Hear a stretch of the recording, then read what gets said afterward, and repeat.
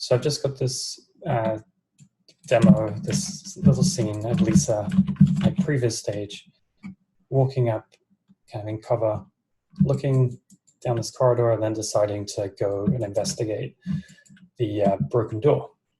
Super simple. And then I just have a few different cameras. I pretended that the camera operator is there as a person and they have feelings about the situation.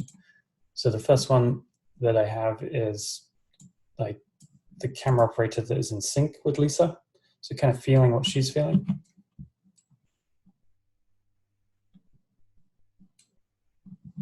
So here she's looking into this empty space. So the camera operator is showing that space as well. As she starts to walk along the wall, the framing here could have been a bit better, but the point is she can't see past this wall. So the camera is sort of creating that sense of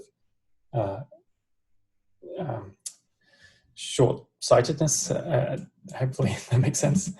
And then as she looks around the corner, the camera quickly reveals what she's looking at as well. So you get that kind of more claustrophobic feeling, and then it opens up.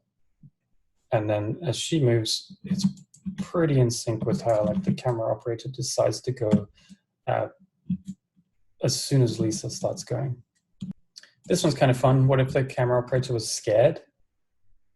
There's a scary monster around the corner, potentially, something like that. There was a noise and Lisa's going to investigate. And here, there's just someone behind Lisa, you know, protect me.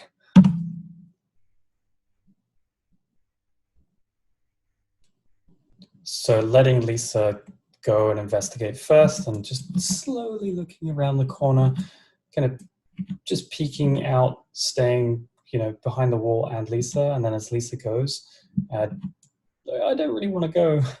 So staying put for a little bit longer. And then just a silly one. What about if it was an alien or someone on drugs, something, the cameraman's tripping out?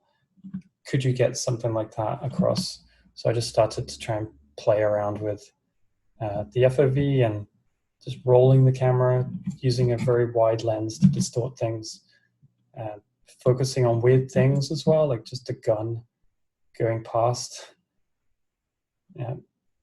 Just to try and get a different feeling.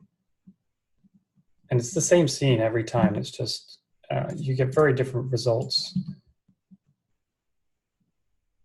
just by thinking about what's the cameraman thinking and feeling in this situation.